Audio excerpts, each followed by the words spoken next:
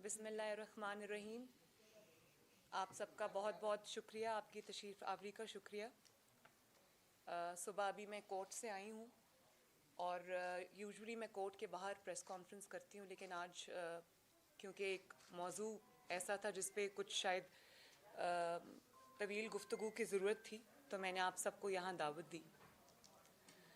مجھ سے جب سے یہ آڈیو احمد نورانی صاحب کی جو انہوں نے منظر عام پہ جو آڈیو وہ لے کر آئے ہیں, جو ثاقب نثار صاحب کی کسی صاحب کے ساتھ کانورسیشن ہے, میں نہیں جانتی کہ دوسرے جانب کون سے صاحب ہیں جن کے ساتھ وہ گفتگو فرما رہے ہیں, لیکن جیسے ہی وہ آڈیو منظر عام پر آئی,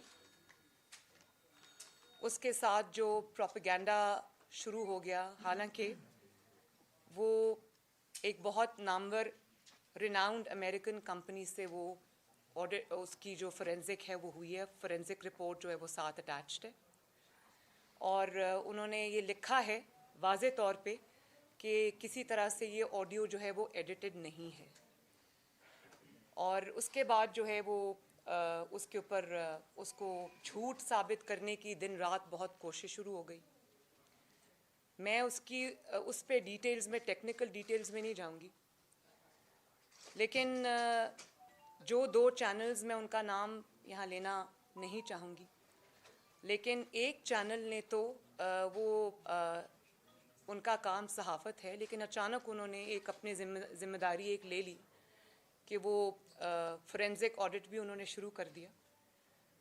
تو میں اس چینل کا سب سے پہلے شکریہ ادا کرنا چاہوں گی, کیونکہ جب وہ آڈیو سامنے آئی تو ثاقب نثار صاحب کا پہلا ریاکشن یہ تھا کہ یہ تو آواز ہی میری نہیں ہے.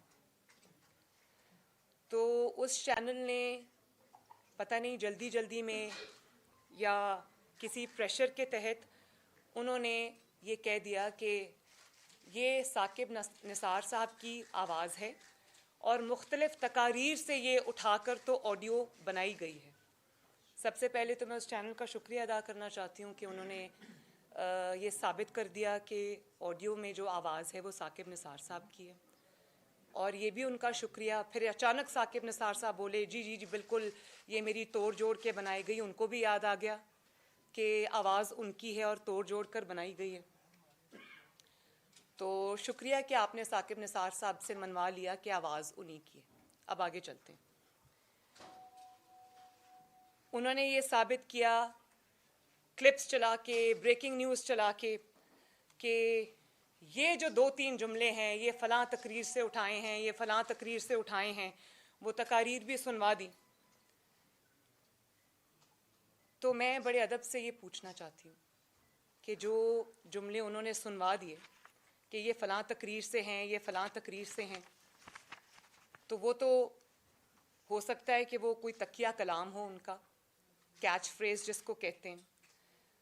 جیسے عمران خان صاحب اپنی ہر تقریر میں یہ کہتے ہیں کہ آپ کو تو کچھ پتہ نہیں, جتنا میں جانتا ہوں ویسٹ کو, جتنا میں جانتا ہوں آپ نہیں جانتے, اور گھبرانا نہیں ہے. سب سے پہلے تو آپ نے گھبرانا نہیں ہے. آپ ان کی کوئی بھی تقریر اٹھا کے دیکھ لیں, آپ کو یہی الفاظ اس میں نظر آئیں گے.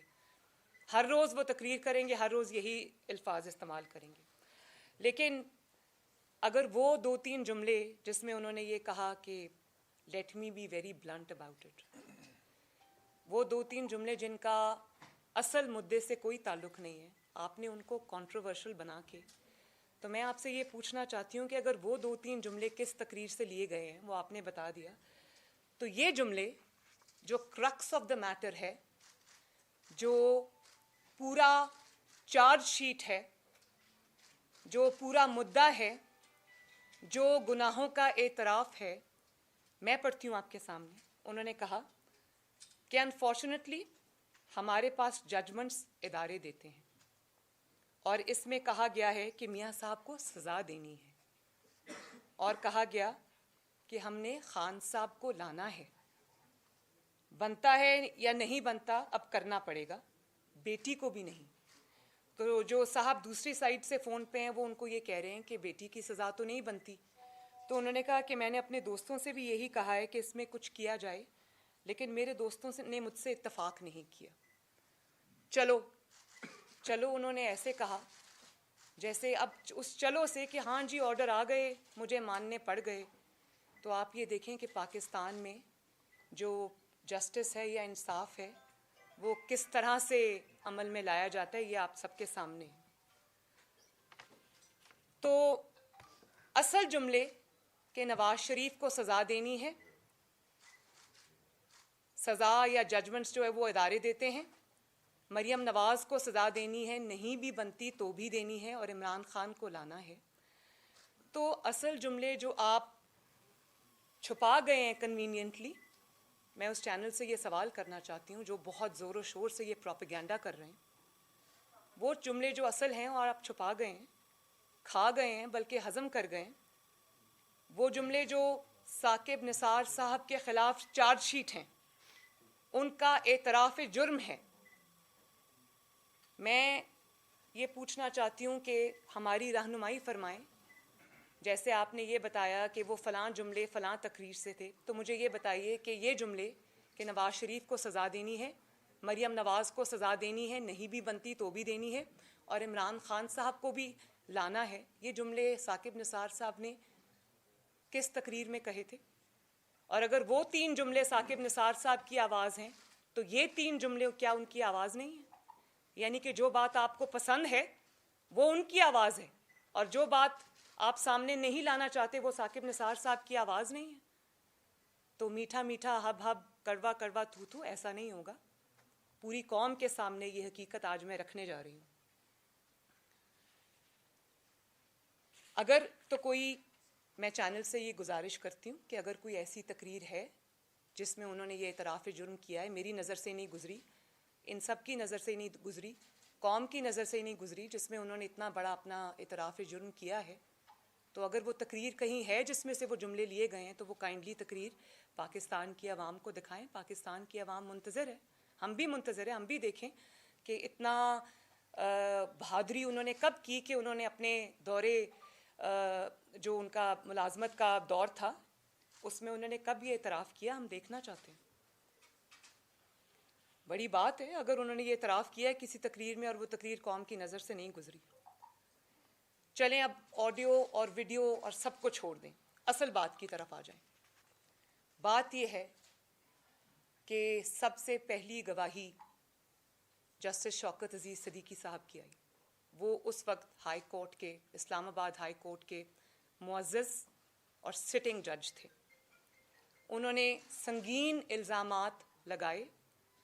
انہوں نے کہا کہ جب مریم نواز شریف کو اور نواز شریف کو ضمانت کے لیے جب درخواست آئی تو جنرل فیض صاحب ان کے گھر تشریف لائے، اس وقت کے ڈی جی سی، اور ان کو کہا کہ مریم اور نواز شریف کو ضمانت الیکشن سے پہلے نہیں دینی. تو یا تو آپ اس بات پہ آ جائیں کہ ضمانت نہیں دینی ورنہ آپ بینچ پہ نہ بیٹھیں. تو انہوں نے ایک سٹنگ ہائی کورٹ کے جج نے جب یہ الزام لگایا تو وہ ویڈیو بھی جھوٹی ہے. وہ جج صاحب تو آج بھی موجود ہیں، شوکت عزیز صدیقی صاحب، گو ریٹائر ہو گئے انصاف کے انتظار میں، لیکن وہ تو آج بھی موجود ہیں. کیا جن پر الزام لگایا گیا، جن پر یہ سنگین نوعیت کا الزام لگایا گیا کہ انہوں نے ڈی جی سی ہونے کے باوجود وہ ایک جج کے گھر میں گئے اور جج کے گھر میں انہوں نے جا کے ان کو پریشرائز کرنے کی کوشش کی، کیا کبھی جو جنرل فیض صاحب ہیں انہوں نے اس بات کو آ کے ڈینائی کیا؟ ورنہ اگر آپ ہیں، میں ہوں، ہم سب ہیں، انسان کی ایک سیلف رسپیکٹ ہوتی ہے. اگر آپ کے اوپر ایک جھوٹا الزام لگتا ہے تو آپ کا سب سے پہلا جو انسٹنکٹ ہے وہ کیا ہوتا ہے؟ اگر آپ نے وہ گناہ نہیں کیا ہوتا تو آپ سامنے آتے ہیں اور آپ یہ کہتے ہیں کہ یہ میں نے نہیں کیا، یہ مجھ پر جھوٹا الزام لگا رہے ہیں.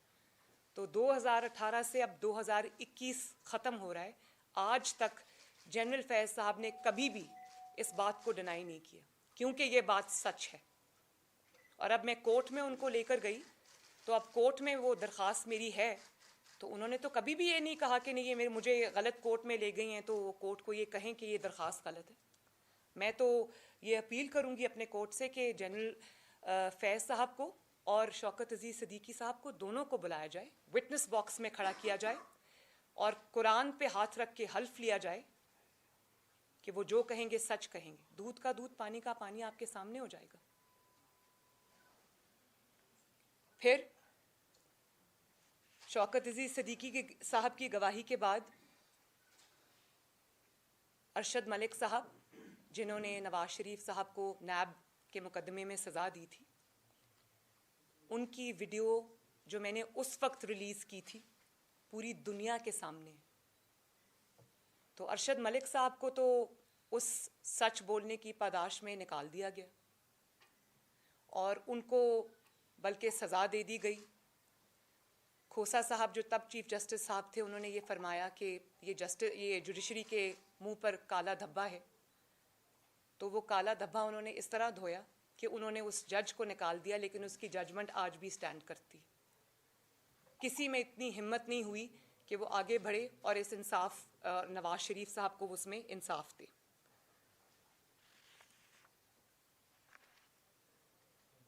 اور پھر جو گلگت بلتستان کے چیف جج ہیں، ان کا ایک ایفیڈیوٹ سامنے آیا، بیان حلفی سامنے آیا، جس میں انہوں نے یہ بات کہی کہ جب ثاقب نثار صاحب چیف جسٹس تھے سپریم کورٹ کے، تو یہ خاندان کے ساتھ چھٹیاں منانے گلگت بلتستان آئے ہوئے تھے، اور تب یہ جو چیف جج تھے اس وقت گلگت بلتستان کے، یہ وہاں پر اس وقت چیف جج تھے، اور ان کی ریزیڈنس میں، ان کے لان میں وہ چائے پی رہے تھے. جب انہیں ان کے سامنے انہوں نے فون کیا کہ ایک جج صاحب کا نام لے کے کہا کہ ان کو فون کیا اور کہا کہ مریم اور نواز شریف کو ضمانت نہیں دینی الیکشن سے پہلے. اس کے جو کانٹینٹس ہیں وہ اس وقت میرے سامنے نہیں ہے، لیکن اس کا جو خلاصہ ہے وہ یہی ہے.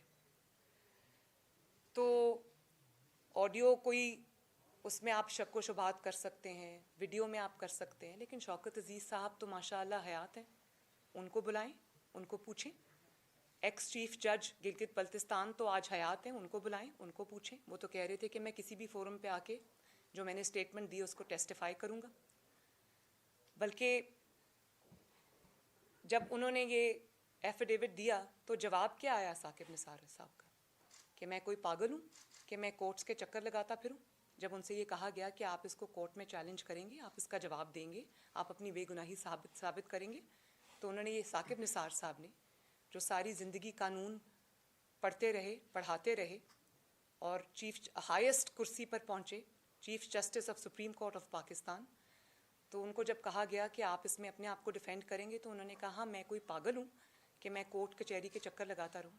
تو میں ثاقب نثار صاحب سے آج قوم کے سامنے یہ پوچھنا چاہتی ہوں کہ اس وقت کا جو 3 دفعہ کا پرائم منسٹر تھا، کروڑوں لوگوں کے ووٹ سے آیا تھا، الیکٹڈ پرائم منسٹر تھا، وہ کوئی پاگل تھا کہ جس نے اپنے پورے خاندان اور اپنی پوری پارٹی سمیت وہ قانون جانتے ہوئے کہ یہ انتقام تھا، جھوٹ تھا، وہ قانون کے آگے پیش ہوتے رہے، اپنی بیٹی کو لے کر قانون کے آگے پیش ہوتے رہے، اپنی 3 نسلوں کا انہوں نے حساب دیا.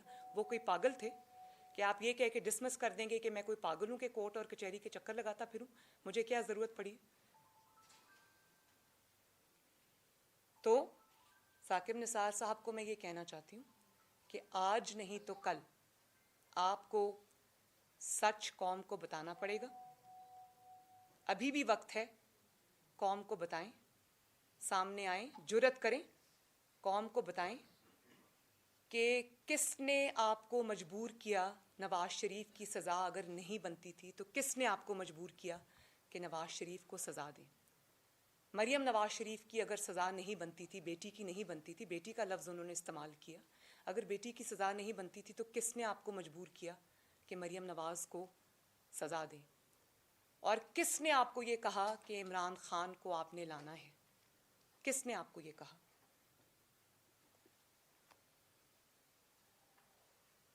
اور اگر آپ کی نظر میں، چیف جسٹس آف پاکستان کی نظر میں وہ سزا نہیں بنتی تھی جس کا اعتراف آپ نے اس آڈیو میں کیا، تو آپ نے کیوں قانون اور انصاف کا قتل کیا؟ یہ جانتے ہوئے کہ وہ سزا نہیں بنتی، آپ نے کیوں وہ سزا دی؟ کس کے کہنے پہ دی؟ یہ آپ کو ایک نہ ایک دن قوم کو بتانا پڑے گا. اور آپ پاکستان میں انصاف کی ہائیسٹ کرسی پر بیٹھے تھے، اور وہ کون تھا جس کو آپ چیف جسٹس آف پاکستان ہوتے ہوئے بھی انکار نہیں کر سکے؟ آپ اس کو یہ نہیں کہہ سکے کہ یہ سزا نہیں بنتی، یہ مت دو۔ اور اگر آپ نے، جس طرح آپ نے اپنی آڈیو میں کہا کہ میں نے دوستوں کو سمجھانے کی کوشش کی ہے، اور اگر آپ نے ان دوستوں کو سمجھانے کی کوشش کی تھی اور وہ نہیں مانے، تو آپ چیف جسٹس آف پاکستان ہوتے ہوئے آپ نے کیوں ایک غیر قانونی، غیر آئینی قدم کو اٹھانے پر آپ مجبور ہوئے؟ کیوں غیر قانونی اور کیوں غیر آئینی اقدامات کو ماننے پر آپ مجبور ہوئے؟ اس کا جواب آپ کو قوم کے سامنے اب دینا پڑے گا۔ اور اگر آپ شوکت عزیز صدیقی صاحب، ارشد ملک صاحب، ایف آئی اے کے جو ڈی جی تھے، ان کی جو بشیر میمن صاحب تھے، ان کی گواہی کو بھی چھوڑ دیں، آپ گلگت بلتستان کے چیف جج کے ایفیڈیوٹ کو بھی چھوڑ دیں، آپ اس آڈیو کو بھی چھوڑ دیں، لیکن میں یہ جو پچھلے 5 سال کے واقعات ہیں، جس طرح سے وہ سازش جس کا ذکر شوکت عزیز صدیقی نے کیا، 2 سال کی محنت ضائع ہو جائے گی، ارشد ملک نے کیا، بشیر میمن نے کیا، گلگت بلتستان کے چیف جج نے کیا، اب اس آڈیو میں جو آیا ہے، یہ 5ویں شہادت آئی ہے نواز شریف کے حق میں اور پی ایم ایل این کے حق میں۔ تو اگر ہم ان شہادتوں کو بھی ابھی سائڈ پہ رکھ دیں تو مجھے یہ بتائیں کہ پچھلے 5 سال میں قوم کی آنکھوں کے سامنے جو واقعات ہوئے، وہ کیا اتنی جلدی قوم بھلا سکے گی؟ سب سے بڑی چارج شیٹ، سب سے بڑی شہادت تو وہ ہے جو قدرت نے 5 سال میں جس طرح سے ان کی سازشیں انفولڈ ہوئی ہیں، سب سے بڑی تو ثبوت وہ ہیں جن کو کوئی نہیں جھٹلا سکتا۔ کیا آپ اس بات سے انکار کر سکتے ہیں کہ عوام کے منتخب وزیر اعظم جس کا نام نواز شریف تھا، اس کو ایک سازش کے تحت اس کے عہدے سے ہٹایا گیا؟ کیا اس کے لیے کسی فورینزک کی ضرورت ہے؟ کیا اس بات سے آپ انکار کر سکتے ہیں کہ اس وقت کے چیف جسٹس جب پیناما آیا تھا، اس وقت کے چیف جسٹس نے فریولس کہہ کر اس پٹیشن کو اٹھا کر عدالت سے باہر پھینک دیا تھا؟ کیا آپ اس بات سے انکار کر سکتے ہیں کہ پھر جسٹس کھوسا نے عمران خان صاحب کو کہا کہ آپ ادھر ادھر کیا پھر رہے ہیں، یہ درخواست نواز شریف کے خلاف میرے پاس لے کے آئیں، ہم اس کا فیصلہ کرتے ہیں؟ کیا اس کو کسی فورینزک کی ضرورت ہے؟ کیا آپ اس بات سے انکار کر سکتے ہیں کہ پاناما میں 400-450 افراد کے نام آئے، ان میں سے کسی کو کچھ نہیں کہا گیا، لیکن جس شخص کا نام پاناما میں نہیں آیا اسی کو پکڑ کے آپ نے سزا دے دی، اور اس شخص کا نام ہے محمد نواز شریف؟ کیا اس بات کے لیے بھی کسی فورینزک آڈٹ کی ضرورت ہے؟ اور پھر بہت آپ نے شور مچایا، پاناما پاناما پاناما، اس کے بعد آپ نے محض بیٹے سے تنخواہ نہ لینے پر ایک سٹنگ پرائم منسٹر کو، ایک الیکٹڈ پرائم منسٹر کو آپ نے اقامہ رکھنے پر آفس سے باہر نکال دیا، پرائم منسٹرز آفس سے آپ نے اس کو باہر نکال دیا۔ کیا اس بات کو آپ جھٹلا سکتے ہیں؟ اور بلیکس لا ڈکشنری آپ لے آئے، کیا اس کو بھی اس فیصلے کو بھی، جو بدنام زمانہ جس کو فیصلہ کہا جاتا ہے، کیا اس کے لیے بھی کسی فورینزک کی ضرورت ہے؟ اور پھر اس کے بعد پہلی بار highest court of Pakistan, supreme court of Pakistan خود پارٹی بنتا ہے اور نیب کو کہتا ہے کہ یہ ریفرنسز کو داخل کرو۔ کبھی ایسا سنا آپ نے کہیں؟ کیا اس بات کے لیے بھی فورینزک آڈٹ کی ضرورت ہے؟ اور پھر اس کے بعد جے آئی ٹی بنتی ہے، جے آئی ٹی میں واٹس ایپ سے کالز کر کے ہیرے لائے جاتے ہیں۔ کیا میں پوچھ سکتی ہوں کہ وہ ہیرے آج کہاں ہیں؟ وہ ہیرے کہاں گم ہو گئے؟ اور جب پینڈورا باکس آیا تو کیا پینڈورا پیپرز ہیں، کیا ہے پینڈورا پیپرز آیا تو اس وقت وہ جے آئی ٹی کہاں تھی؟ اس وقت وہ ہیرے کہاں تھے جو دن رات، جن کو کورٹ میں بھی جب ہمارا کیس چل رہا تھا تو کہا گیا کہ جنات کام کرتے تھے، سامنے تو وہ 5-6 لوگ تھے جن کے سامنے ہم پیش ہوئے۔ ایک سٹنگ پرائم منسٹر گریڈ 18 کے آفیسر کے سامنے پیش ہو رہا ہے، ریٹائرڈ آئی ایس آئی کے آفیسر کے سامنے، بریگیڈیئر کے سامنے پیش ہو رہا ہے۔ آپ کو بالکل بھی شرم نہیں آئی اس قسم کے کام کرتے ہوئے؟ آج کہاں ہیں وہ ہیرے؟ آج کہاں ہیں وہ جواہرات جو آپ نے اتنا چھپا کے رکھے ہوئے تھے؟ آج وہ JIT بھی کہاں ہیں؟ میرا خیال ہے کہ وہ ہیرے ثاقب نثار صاحب کے ساتھ آئے تھے اور ثاقب نثار صاحب کے ساتھ ہی وہ رخصت ہو گئے. پھر کون سا ایسا پاکستان کی 74 سال کی تاریخ میں کیس ہے جس میں سپریم کورٹ جب نیب کو ریفرنسز بھیجتا ہے تو اس پر ایک مانیٹرنگ جج مقرر کر دیتا ہے؟ کون ہے؟ کون سا کیس ہے؟ ایک ہے تو بتائیں. ایک ہے اگر 74 سال کی تاریخ میں تو بتائیں کہ کسی بھی کیسز کے اندر یا ریفرنسز سے اندر اوپر آپ نے مانیٹرنگ جج بٹھا دیا. وہ کیا مانیٹر کر رہا تھا؟ وہ یہ مانیٹر کر رہا تھا کہ کہیں کسی طرح سے کوئی انشور کیا جائے کہ سزا نواز شریف اور مریم نواز کو ملے. وہ ہمارے سامنے میں ان صحافی حضرات کو کچھ یہاں تشریف بھی رکھتے ہیں، یہ بیٹھے ہوئے میرے بہادر بھائی میرا خیال ہے جنہوں نے ان کو ایکسپوز کیا تھا، جو فون کے کور سے اس طرح اپنا منہ چھپا کر احتساب عدالت سے نکل رہے تھے. آپ ہی تھے نا وہ؟ آئی ایم سوری اس کے بعد آپ کو بہت مشکلات سے گزرنا پڑا، لیکن میں آپ کو سلوٹ کرتی ہوں. تو کیا اس کے لیے بھی کسی فورینزک آڈٹ کی ضرورت ہے؟ یہ بیٹھے ان سے پوچھ لیں. اور یہیں پر آپ کو تسلی نہیں ہوئی تو آپ نے نواز شریف کو، چیف جسٹس صاحب ثاقب نثار صاحب، آپ نے نواز شریف کو پارٹی کی صدارت سے بھی ہٹا دیا. کوئی ہے پریسیڈنٹ، لیگل پریسیڈنٹ ہے اس بات کا 74 سال کی تاریخ میں؟ اس کے لیے بھی کوئی فورینزک آڈٹ کی ضرورت ہے؟ نواز شریف کو آپ نے تا حیات نااہل کر دیا. مجھے کوئی عوامی عہدہ رکھے بغیر کوئی ثبوت میرے خلاف آج بھی کو اسلام آباد ہائی کورٹ پوچھ رہی ہے نیب سے کہ ثبوت کہاں ہے، اور نیب 2 ہفتے مانگ لیتی ہے کیونکہ ثبوت نہیں ہے. کوئی ثبوت رکھے بغیر مجھے بھی 7 سال کے لیے نااہل کیا. تو کیا اس کے لیے بھی کسی فورینزک آڈٹ کی ضرورت ہے؟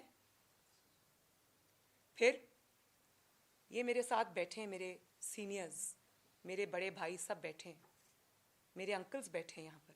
یہ میرے دائیں بیٹھے ہیں شاہد خاقان عباسی صاحب، بائیں بیٹھے ہیں احسن اقبال صاحب، میرے پارٹی کے پریزیڈنٹ شہباز شریف صاحب، حمزہ شہباز شریف صاحب، رانا ثناء اللہ صاحب، یہ جاوید لطیف صاحب، یہ بیٹھے ہیں آپ کے سامنے جن سے سینیٹر کی سیٹ بھی چھین لی گئی.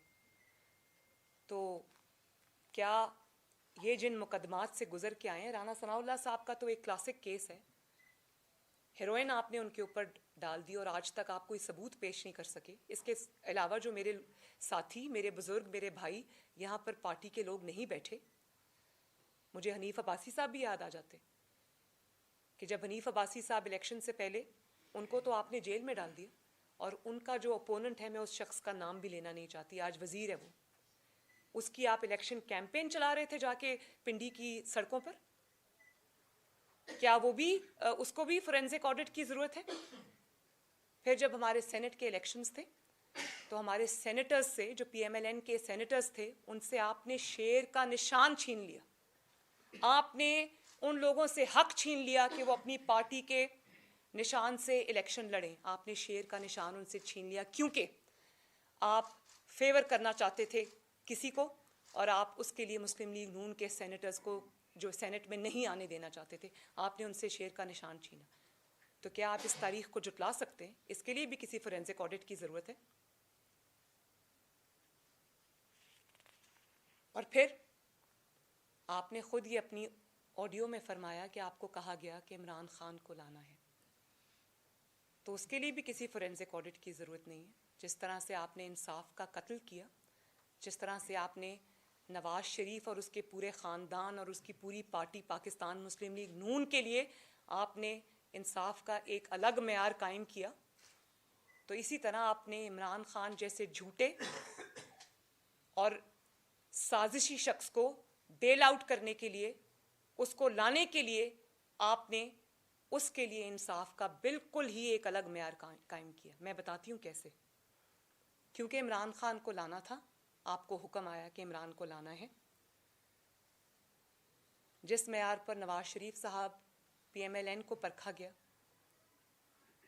اور جس معیار پہ عمران خان صاحب کو پرکھا گیا، یہ بھی سن لیں.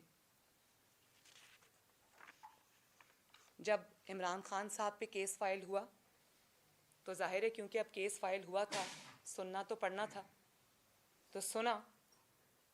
جتنے انہوں نے جھوٹے ایفیڈیوٹس دیے, جھوٹی منی ٹریل دی. اب میں نام نہیں لینا چاہتی ان کے کسی بھی فیملی ممبر کا کہ اس نے اس کو بھیجی, اس نے اس کو بھیجی. 20 سال سے جو بینک بند ہو گیا تھا اس کے اچانک سے کسی نے پیپرز پروڈیوس کر دیے. نہ ان کی فیملی میں سے کسی کو بلایا گیا, نہ ان کے کسی فیملی ممبر کو کٹہرے میں کھڑا کیا گیا. نواز شریف کی تو بیٹی نے بھگتا, اس کے بھائی نے بھگتا, اس کے بھتیجے نے بھگتا, ان کی پارٹی نے بھگتا. عمران خان کے کسی فیملی ممبر کو بلایا گیا اور پوچھا گیا کہ یہ جو آپ نے جھوٹی منی ٹریل دی ہے جس کا نہ سر ہے نہ پیر ہے, یہ آپ کہاں سے لے کے آئے ہیں؟ اس کو منوئن آنکھیں بند کر کے ایک صحیفے کی طرح اس کو سچ مان لیا گیا. کیا عمران خان کا کوئی اہل خانہ سنگین ترین الزامات کے باوجود جیل گیا؟ کیا عمران خان کو نے جو جھوٹی منی ٹریل پیش کی اس پر کسی کو کوئی جے آئی ٹی بنی, کوئی اعتراض ہوا, کوئی جسٹس کھوسا نے کہا کہ ہمارے پاس لے کے آؤ؟ کیا کوئی سوال ان سے پوچھا گیا؟ اور اس کے بعد جب عمران خان کا بنی گالا والا محل ریگولرائز کرانے کی باری آئی تو یو سی, جو وہاں کی یو سی ہے, اس نے اسٹیٹمنٹ دیا کہ یہ جو پیش کیا گیا ہے جو اجازت نامہ, یہ کمپیوٹرائزڈ ہے, اور جس وقت کا یہ اجازت نامہ اس وقت تو ہمارے پاس کمپیوٹر ہی نہیں تھا. تو کس طرح, کیا اس بات کے لیے بھی اب کسی فورینزک آڈٹ کی ضرورت ہے؟ کیا اس بات میں بھی اب کوئی شک کی گنجائش ہے کہ کس طرح, کیونکہ آپ کو حکم تھا کہ آپ نے عمران خان کو لانا تھا, کس طرح آپ نے ان کے اوپر جو سیریس ایلیگیشنز تھے, جو اتنی ان کی گلیئرنگ ثبوت تھے ان کے خلاف, آپ نے کس طرح ان کو نظر انداز کیا؟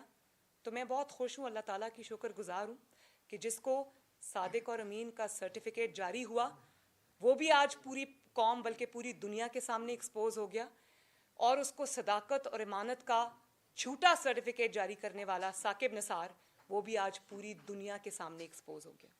اور میں یہ بھی بتا دوں کہ یہ سلسلہ کیونکہ اللہ تعالیٰ کی طرف سے یہ رکنے والا نہیں ہے.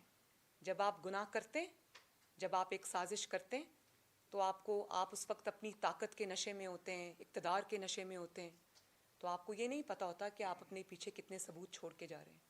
ان ثبوتوں کو منظر عام پہ آنا تھا. ان ثبوتوں کو سامنے لانے میں نہ نواز شریف صاحب کا کوئی کردار ہے, نہ میرا کوئی کردار ہے, نہ میری پارٹی کا کوئی کردار ہے. یہ سب قدرت کا نظام ہے, اور قدرت کے نظام کو حرکت میں آنا ہی تھا. اور اب جب قدرت کا نظام حرکت میں آیا, اس کے فیصلے بھی اس کے ہوتے ہیں, ٹائمنگز بھی اس کی ہوتی ہیں, تو ان کو اب منہ چھپانے کی جگہ نہیں مل رہی. تو بات یہ ہے کہ باقی چیزوں کو تو آپ نظر انداز کر سکتے ہیں, لیکن پچھلے 5 سال کے جو تسلسل کے ساتھ یہ واقعات ہوتے رہے ہیں, اس کو آپ جھٹلا سکتے ہیں؟ یہ سب سے بڑی چارج شیٹ ہے آپ کے خلاف. آڈیو بھی وہی کہہ رہی ہے, ایفیڈیوٹ بھی وہی کہہ رہا ہے, شوکت عزیز صدیقی صاحب بھی وہی کہہ رہے ہیں, ارشد ملک نے بھی وہی کہا تھا, بشیر میمن صاحب بھی وہی کہہ رہے ہیں. تو جو شہادتیں وقت نے دی ہیں, جو شہادتیں اللہ تعالیٰ کی طرف سے آئی ہیں, ان کے جو سازشیں ہیں وہ جس طرح منہ کے بل گری ہیں, ان شہادتوں کا نہ کوئی انکار کر سکتا ہے, نہ ان کو کوئی جھٹلا سکتا ہے, کیونکہ جو واقعات بھی ہوئے ہیں وہ آپ کے سامنے, میرے سامنے, اور جو پاکستانی قوم مجھے سن رہی ہے بلکہ پوری دنیا کے سامنے ہوئے ہیں. کسی بھی آڈیو میں, کسی بھی ایفیڈیوٹ میں, کسی بھی ٹی وی کی سٹیٹمنٹ میں, کسی بھی جج کی سٹیٹمنٹ میں وہ سب چیزیں جو قوم نے 5 سال اپنی آنکھوں کے سامنے ہوتی دیکھی, ان میں, ان آڈیوز ویڈیوز میں بھی سب کچھ وہی ہے. تو واقعات سچے ہیں اور آڈیوز اور ویڈیوز جھوٹی. اور پھر بڑی مزے کا خیز بات ہے کہ ثاقب نثار صاحب تو اپنے ڈیفنس میں کچھ نہیں کہہ رہے, وہ تو چپ کر کے بیٹھے ہیں, اور جو حکومتی وزراء ہیں وہ ہلکان ہوئے جا رہے ہیں ثاقب نثار صاحب کو ڈیفینڈ کرتے کرتے. اب بیچاروں کو سمجھ نہیں آ رہا کہ وہ کس طرف جائیں. اور آپ یہ دیکھیں کہ عمران خان صاحب نے مہنگائی پر کوئی میٹنگ نہیں بلائی. روز صبح آپ اٹھیں تو قیمتیں اور ہوتی ہیں، دوپہر کو اور ہوتی ہیں، رات کو اور ہوتی ہیں. عوام کو بھیک کی طرح 3 دفعہ دن میں جو ہے وہ گیس مل رہی ہے، وہ بھی نہیں مل رہی. اور جو گیس مل ہی نہیں رہی اس کی قیمتیں اب سنائیں 125 گنا بڑھانے کی بات ہو رہی ہے. تو جی 175. تو اب آپ مجھے یہ بتائیں کہ اس پہ تو عمران خان صاحب نے میٹنگ نہیں کی، لیکن جب یہ آڈیو آئی اپنے ترجمانوں کا اجلاس بلا لیا، اپنے وزراء کا اجلاس بلا لیا اور کہا کہ نون لیگ کا دور یاد کراؤ. بھئی نون لیگ کا دور یاد کراؤ گے تو لوگوں کو 5.8% گروتھ یاد آئے گی. نون لیگ کا دور لوگوں کو یاد کراؤ گے تو لوگوں کو موٹر ویز، سڑکیں، میٹرو بس، اورنج لائن اور کم قیمتیں اشیاء خرد و نوش کی وہ یاد آئیں گی. تو نون لیگ کا دور تو لوگوں کو اپنے آپ یاد آ رہا ہے، آپ کو یاد کرانے کی ضرورت نہیں ہے. آپ نے جو تباہی ملک کی کی ہے، نون لیگ کا دور اپنے آپ لوگوں کو یاد آ رہا ہے، بلکہ جو چیز شاید نہیں بھی یاد آنی تھی وہ بھی یاد آ رہی ہے. تو بات یہ ہے کہ جو حکومتی وزراء شاہ سے زیادہ شاہ کے وفادار بن رہے ہیں، ان کو کسی نے یہ بھی نہیں سمجھایا کہ جب آپ ثاقب نثار صاحب کے ڈیفنس میں سامنے آئیں گے اور ہلکان ہوں گے اور اپنے آپ کو خراب کریں گے تو وہ ثاقب نثار کے حق میں نہیں جاتی، وہ بات ان کے اگینسٹ جاتی ہے. کیونکہ ساری دنیا کو یہ پتہ ہے کہ ثاقب نثار صاحب نے جس سازش کا وہ مہرہ بنے، اس سازش کے بینیفیشری کا نام ہے عمران خان. اور اس سازش کے نتیجے میں یہ حکومت 2018 میں قیام میں آئی. اس سازش کے نتیجے میں نواز شریف کے ساتھ اور پی ایم ایل این کے ساتھ اور شہباز شریف کے ساتھ جو ہوا وہ ہوا. تو یہ ثاقب نثار کو نہیں بچا رہے حکومتی وزراء اور عمران خان، یہ اپنے آپ کو بچا رہے ہیں. ان کو خوف ثاقب نثار کے ایکسپوز ہونے سے نہیں آ رہا ہے. ان کو پتہ ہے کہ ثاقب نثار جب ایکسپوز ہوگا تو ہم بھی ایکسپوز ہوں گے، کیونکہ ہم اس سازش کے سب سے بڑے مورد ہیں. تو یہ جو حکومتی وزراء کی طرف سے بیانات آ رہے ہیں، یہ صرف اور صرف اپنی جان بچانے کی کوشش ہے، ثاقب نثار کو بچانے کی کوشش نہیں ہے. اور ثاقب نثار صاحب سے میری ریکویسٹ ہے کہ اپنا ڈیفنس خود کریں. جب یہ آپ کا ڈیفنس کرتے ہیں تو آپ کا کیس مزید خراب ہوتا ہے. اور میں ثاقب نثار صاحب سے یہ بھی کہتی ہوں کہ جب گلگت بلتستان کے چیف جج کا ایفیڈیوٹ آیا تو اس کے جواب میں آپ کا ایفیڈیوٹ آنا چاہیے تھا. یہ اسٹیٹمنٹ نہیں آنا چاہیے تھا کہ میں کبھی پیش نہیں ہوں گا، میں کوئی پاگل ہوں. اور اب جب کہ فورینزک رپورٹ کے ساتھ آڈیو آ گئی ہے عوام کے درمیان، تو آپ کو بھی فورینزک رپورٹ کے لیے اپنے آپ کو پیش کرنا چاہیے. کرائیں آپ اس کا آڈٹ. احمد نورانی صاحب کو میں کل پڑھ رہی تھی، انہوں نے کہا کہ ایک چینل ہے، میں اس کو کہتا ہوں کہ ان کا یہ جو سب پروپیگنڈا وہ پاکستان میں کریں، ذرا اپنے لندن والے چینل پہ چلائیں تاکہ پتہ چلے. میں بھی بے روزگار ہوں، کچھ پیسے مجھے بھی مل جائیں. تو میں تو ثاقب نثار صاحب کو یہ کہتی ہوں کہ ضرور اس کا آڈٹ کرائیں، ضرور اپنے آپ کو قانون کے سامنے پیش کریں، دودھ کا دودھ پانی کا پانی کریں. اگر آڈیو جھوٹی نکلی تو آپ کو ہرجانہ ملے گا، پھر آپ اس سے جائیں اور بنائیں جتنے ڈیم آپ نے بنانے. تو فائدے کی بات ہے نا. لے کے جائیں کورٹ میں، کھڑے ہوں، شہادت دیں، کراس کویسچننگ، کراس ایگزامینیشن کے سامنے آئیں اور بتائیں لوگوں کو کہ یہ جھوٹ ہے، اور جو پیسے ملے اس کا ڈیم بنائیں جس کے لیے آپ اتنی محنت کر رہے تھے. تو اور پھر بڑی میں ہنس رہی تھی جب میں سن رہی تھی کہ وہ کہتے ہیں کہ حکومت کہتی ہے کہ سب کے پیچھے نون لیگ ہے. تو مجھے بڑی ہنسی بھی آئی.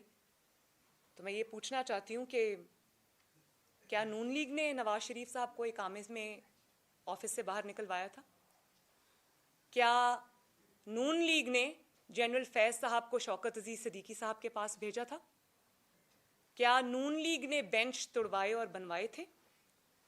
کیا نون لیگ نے نون لیگ کو ہی، نواز شریف صاحب کو، شہباز شریف صاحب کو، اور یہ جو پارٹی میری بیٹھی ہے اس کو جھوٹی سزائیں نون لیگ نے سنوائی تھیں، ان پہ جھوٹے مقدمات نون لیگ نے بنوائے تھے؟ کیا نون لیگ نے آر ٹی ایس بٹھایا تھا؟ کیا نون لیگ نے 2018 کا الیکشن چوری کیا تھا اور اس کے نتیجے میں عمران خان کو مسلط کیا تھا؟ کیا نون لیگ نے سازش کر کے عمران خان کو وزیر اعظم بنوایا تھا؟ تو میں عدلیہ کا احترام ہے میرے دل میں، اس سب کے باوجود عدلیہ کا میرے دل میں احترام ہے. اس کی وجہ یہ ہے کہ جب جنرل فیض جیسا شخص ادارے کی آڑ میں چھپتا ہے تو وہ ادارے کو بدنام کرتا ہے. اسی طرح جب ثاقب نثار جیسا شخص جب کوئی اس قسم کی حرکت کرتا ہے تو انگلیاں ادارے پہ اٹھتی ہیں. میں اور عدلیہ میں بہت، جس طرح پاکستان کے آرمڈ فورسز میں بہت پروفیشنل محب وطن افسران ہیں جو ملک کے لیے کام کرتے ہیں، اپنی ذمہ داریوں کو اپنی آئینی حدود تک محدود رکھتے ہیں، اور ہم ان کی قدر کرتے ہیں، ہم ادارے کی قدر کرتے ہیں. وہ میرا ادارہ ہے، وہ ہمارا ادارہ ہے، اور وہ ہماری حفاظت کرتے ہیں. ان کی عزت کی حفاظت بھی ہماری ذمہ داری ہے. اس لیے اگر ہم جنرل فیض پر انگلی اٹھاتے ہیں یا جنرل فیض کے خلاف ثبوت دیتے ہیں تو وہ اس لیے دیتے ہیں کہ جنرل فیض کو ادارے سے الگ کیا جائے، اور جنرل فیض اپنے جو بھی انہوں نے کام کیے اس کا وہ خود جواب دے. ادارہ کیوں جواب دے؟ ادارہ کیوں داغدار ہو؟ اسی طرح میں عدلیہ سے گزارش کرتی ہوں کہ ثاقب نثار صاحب کے گناہوں کا، اور وہ لوگ جو پاناما میں شامل تھے ان کے گناہوں کا بوجھ عدلیہ نہ اٹھائے. وہ ثاقب نثار جو کہ ہر طرح سے عبرت کے نشان بن چکے، جس کا سچ سامنے آ چکا ہے، میں یہ عدلیہ سے گزارش کرتی ہوں کہ اس کا بوجھ یہ عدلیہ نہ اٹھائے. ہم بطور جماعت اور ہم بطور پاکستانی عدلیہ کو کسی بھی شک و شبہ اور تنقید سے بالا تر دیکھنا چاہتے ہیں، کیونکہ ہم یہ جانتے ہیں کہ یہ ملک ہمارا ہے، یہ ہمارا بہت ہی پیارا وطن ہے، اور اس وطن میں تب تک یہ وطن کبھی آگے نہیں بڑھ سکتا، یہ ملک کبھی آگے نہیں بڑھ سکتا جب ہمارے پاس ایک ایسی عدلیہ موجود نہ ہو جو تنقید سے اور شک و شبہ سے بالا تر ہو.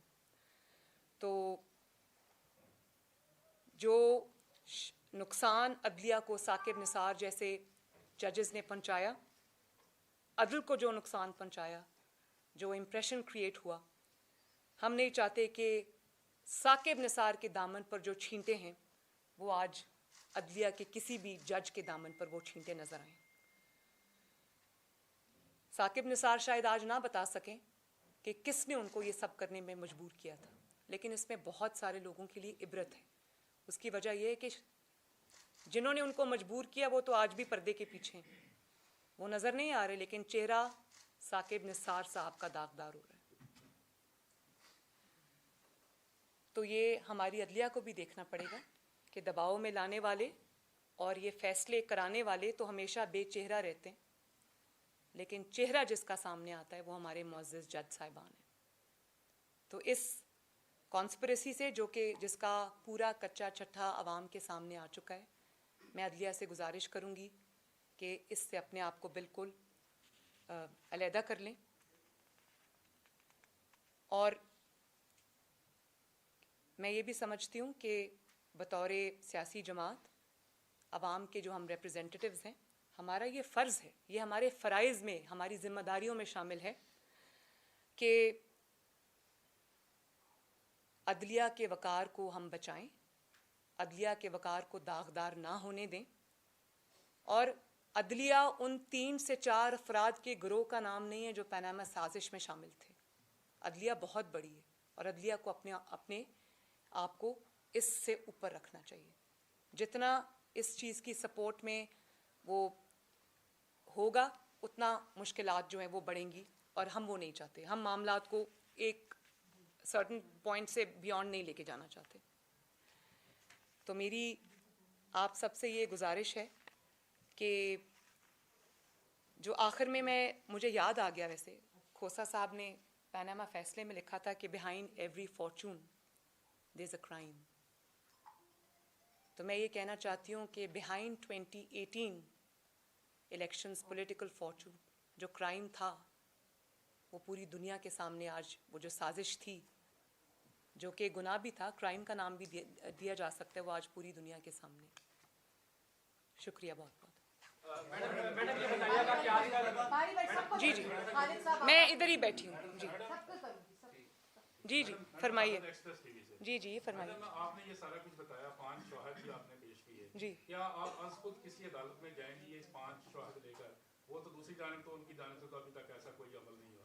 دوسرا، آپ کے پاس میجر آپشن تھے اس حکومت کو. پہلے ایک بات میں کر لوں، جو دوسرا سوال آپ بعد میں پوچھ لیجیے گا.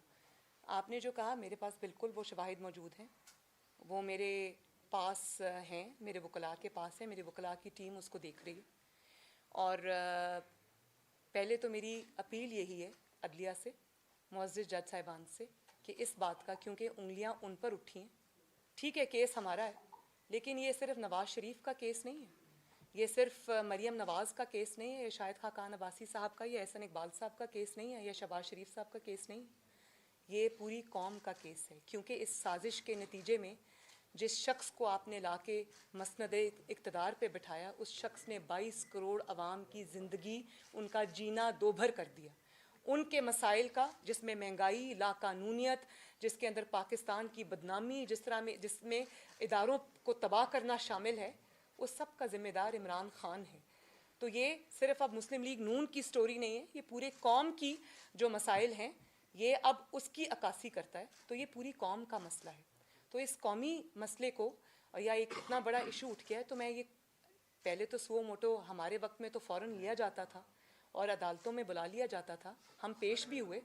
تو میں پہلے تو یہ موقع دوں گی عدالتوں کو کہ وہ خود جو انگلیاں اٹھی ہیں آج عدلیہ پر یا ادارے پر، اس کو آگے بڑھ کر خود اس دھبے کو دھوئیں.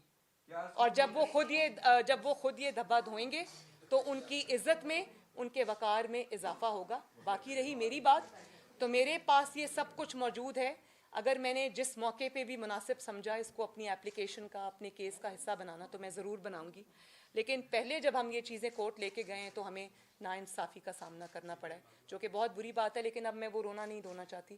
اب ججز کے پاس ایک موقع آیا اللہ تعالیٰ کی طرف سے، تو وہ اپنے جو یہ اس کو درست کریں تو ان کی عزت میں اضافہ ہوگا. جی شاکر صاحب. میم ایک ٹویٹ ہے جس میں جس کمپنی نے اس ٹرانزیکٹ کیا اس کا، انہوں نے کہا کہ میں پاکستان سے دھمکی میں کالز آ رہی ہیں اور ہزاروں میسیجز آ رہے ہیں جس میں کہا گیا کہ رپورٹ کو بدلا جائے. اس پہ کامنٹ کرتے ہیں. دوسرا ایک آڈیو ایک منٹ آپ مختلف چینلز کے نام لے کر ان کو اشتہارات روکنے کا. Thank you. لیکن میں یہ نہیں کہہ رہی کہ وہ جوڑ کے بنائی ہوئی ہے یا وہ میری آواز نہیں، وہ میری آواز ہے. اچھا، دوسری بات کیا کی آپ نے؟ دوسری جو ایک سیکنڈ، اور جو دوسری بات آپ نے کہی وہ یہ ہے کہ ان کو ہزاروں فون کالز جا رہے ہیں اور ان کو میسیجز جا رہے ہیں. تو ظاہر ہے جب اونٹ پہاڑ کے نیچے آئے گا، جب آپ کے پول کھلنے لگیں گے تو فرینٹک کالز اسی طرح کی جاتی ہیں. گھبرا کے پینک میں یہی کچھ ہوتا ہے جو ہو رہا ہے، لیکن اس سے رپورٹ نہیں بدل جاتی. وہ کوئی پاکستانی کمپنی نہیں ہے جس کو دباؤ کے تحت، یہاں پر تو چیف جسٹسز جو ہیں وہ دباؤ کے تحت فیصلے دے جاتے ہیں تو انصاف کا قتل کر جاتے ہیں، جیسے ثاقب نثار صاحب کے اوپر الزام لگا. تو وہ تو ایک ایسے ملک میں جہاں کے عدالتیں سب کچھ جو ہے وہ شک و شبہ سے بالا تر ہے. تو میں تو ثاقب نثار صاحب کو یہ کہوں گی کہ اگر وہ ان کو آڈیو رپورٹ کی جو اس پہ فورینزک رپورٹ آئی اس پر کوئی ہے تو چیلنج کریں اس کو یو ایس کے کسی کورٹ میں. دودھ کا دودھ پانی کا پانی ہو جائے گا. لیکن فون کالز کا مقصد یہ ہے کہ کوئی ایسی مطلب ڈر کے، خوف کے، ان کو لگتا ہے کہ یہ دباؤ دھونس دھاندلی پاکستان میں چلتا ہے تو شاید باہر بھی چل جائے گا، لیکن ایسا نہیں ہوتا. میڈم یہ کہا جا رہا ہے کہ آنے والے دنوں میں ایسی آڈیو اور ویڈیو جو ہے وہ مزید بھی لیک ہو سکتی ہیں اور بہت سارے لوگ بے نقاب ہو سکتے ہیں. سوال میرا بھی یہی ہوگا کہ کیا آپ کے ذہن میں بھی ہے کہ ایسا کچھ ہو سکتا ہے؟ اور آپ کی جو آڈیو اس وقت سوشل میڈیا پہ بہت زیادہ وائرل ہے اور اس میں 3-4 چینل کا آپ کہہ رہی ہیں، وہ آپ کس عہدے پہ تھی اس وقت، کس حیثیت میں آپ کو ان کو اشتہارات نہ دینے کے کما دیں؟ دیکھیں وہ میری پارٹی کا میڈیا سیل میں تب چلا رہی تھی، وہ بہت پرانی ہے. لیکن میں نے جب کہہ دیا کہ وہ، میں یہ نہیں کہہ رہی کہ وہ توڑ جوڑ کے میری فلاں تقریر سے نکال کے بنائی گئی ہیں، تو میں یہ بات سامنے آ گئی. اور آج کا جو ٹاپک ہے کائنڈلی اسی پہ رہیں. اس کے اوپر میں بہت لمبی بات چیت بھی کر سکتی ہوں لیکن پھر کسی وقت کے لیے. آپ نے دوسرا سوال، ایک سیکنڈ کو دوسرا سوال بھی کیا تھا. جی میں نے ابھی جو بات کی اپنے ابتدائی جملوں میں، میں نے وہ کہا کہ جب آپ ایک گناہ کرتے ہیں، جب کوئی کرائم کمٹ ہوتا ہے تو اس وقت تو آپ اپنے اقتدار کے نشے میں ہوتے ہیں، اپنے طاقت کے نشے میں ہوتے ہیں، یا آپ کو اس وقت اللہ تعالیٰ کا خوف نہیں ہوتا. تو آپ جو کر رہے ہوتے ہیں آپ کو یہ سمجھ نہیں آ رہی ہوتی کہ آپ کتنے ثبوت چھوڑ کے جا رہے ہیں. اور اللہ تعالیٰ کا ایک اصول ہے، قدرت کا اصول ہے کہ سچ نے سامنے آ کے رہنا ہوتا ہے. تو سچ تو سامنے آئے گا.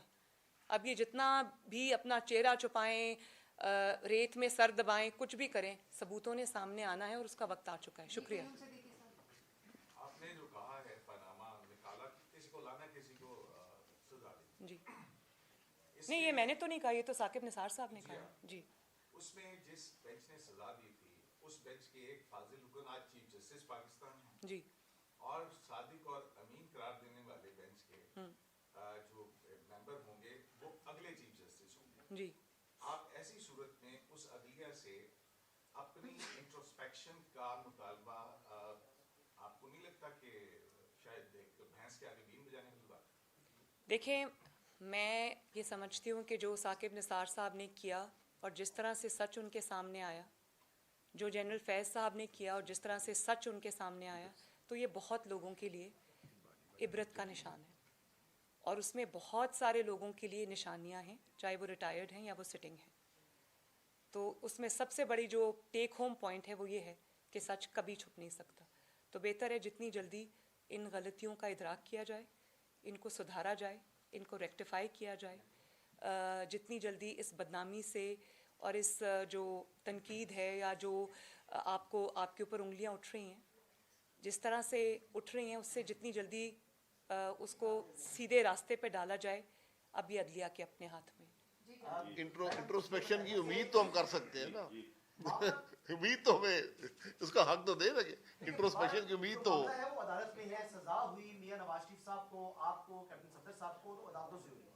आपको रिलीफ भी अगर मिलेगा तो आपको कोर्ट से ही मिलना है। तो जो एविडेंस आ रहे हैं, आप कहें कि अदालतें आज खुद जो है वो टेकअप कर लें, अगर वो नहीं करती तो ये आपको, आपके जो भी लीगल टीम है उसको ये एविडेंस रिकॉर्ड के ऊपर लेकर आना है।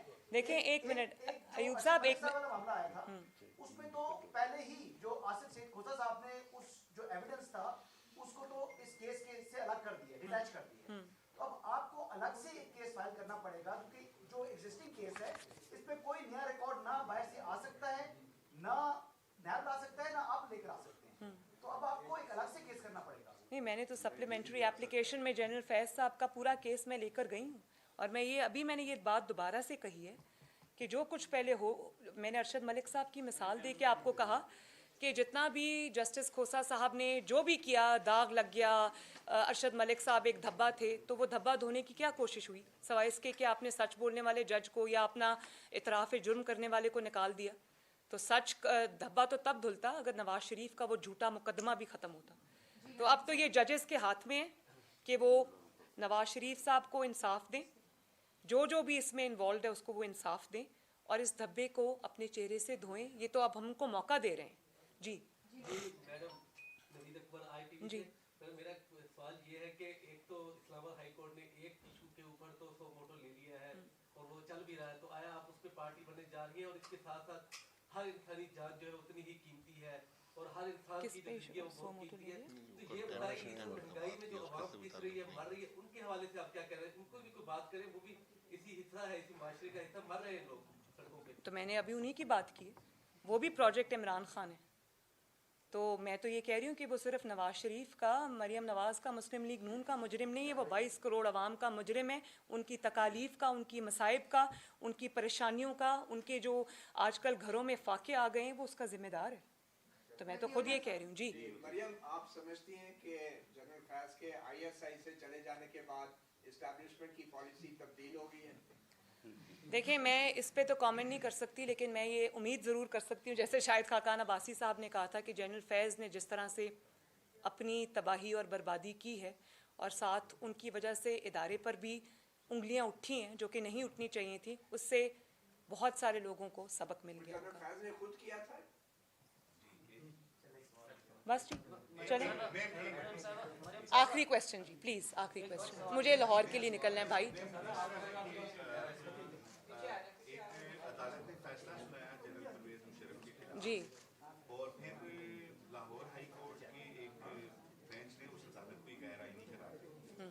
वो मामला सुप्रीम कोर्ट ऑफ पाकिस्तान में ज़ेर इल्तवा है, लेकिन क्योंकि मुकदमा जो संगीन गद्दारी का था वो मुस्लिम नून के दौर में चल रहा था और उसके बहुत सारे कॉन्सिक्वेंसेस आपकी हुकूमत को फेस करना। तो एक तो वो पटिशन ज़ेर इल्तवा है, दूसरा जो फैजाबाद धरना केस का फैसला था उसका रिव्यू जो था वो वक्त पे फाइल नहीं किया गया था। उस वक्त जो पहले फाइल किया गया वो वापस कर लिया गया। वो एक फैसला भी पड़ा हुआ है सुप्रीम कोर्ट के 2 रुकनी बेंच पर, जिस पर अभी तक अमल दरामद नहीं हुआ। तो अगर आप इन 2 केसेस में मुस्लिम लीग नून क्या समझती है कि इनमें आपको जाना चाहिए, ताकि इसमें बहुत सारी वो चीज़ें जो है वो शायद हल होने की तरफ जाएंगी जिन। देखिए, मैं इसको एक बहुत जनरलाइज टर्म्स में इसका जवाब दे देती हूँ कि इन चीज़ों का फ़ैसला तो होना है। अवामी अदालत में तो ये फ़ैसले हो चुके हैं। अवामी अदालत में ये भी पता है मुजरिम कौन है और मुलजिम कौन है। لیکن وقت نے ان چیزوں کا فیصلہ کرنا ہے اور میرا خیال ہے کہ وہ وقت قریب ہے. بہت بہت شکریہ.